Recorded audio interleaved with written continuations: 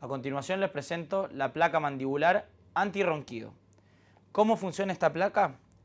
Lo que ejerce es un movimiento de la mandíbula inferior hacia adelante, un leve movimiento que genera un mayor flujo de aire y más óptimo, lo que evita y disminuye el sonido del ronquido. A continuación les voy a mostrar las instrucciones para el moldeo de la placa antirronquido. ¿Qué necesitamos? Un hervidor con agua caliente, un recipiente para echar el agua caliente, un recipiente con agua fría y un recipiente para sacar la placa cuando la saco del agua caliente con el fin de no quemarme.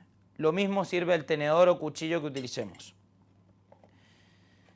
Entonces extraigo la placa de ambos envases.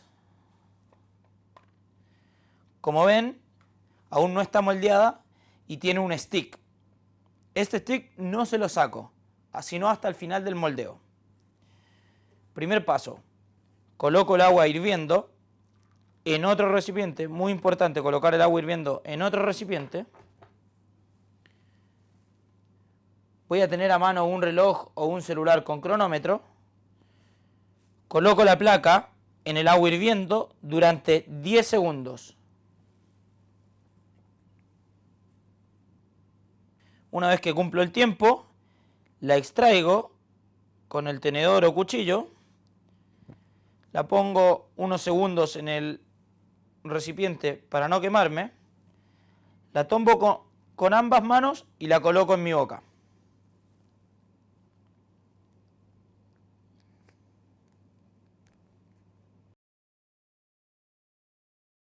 ¿Qué es lo que hice?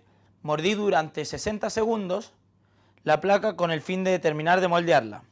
Ahora la introduzco en el agua fría para terminar su secado.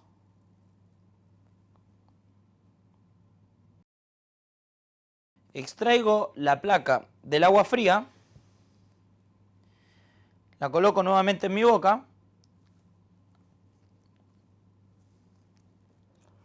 está perfectamente cómoda y ahora para finalizar extraigo el stick para que quede una abertura donde circule el flujo de aire.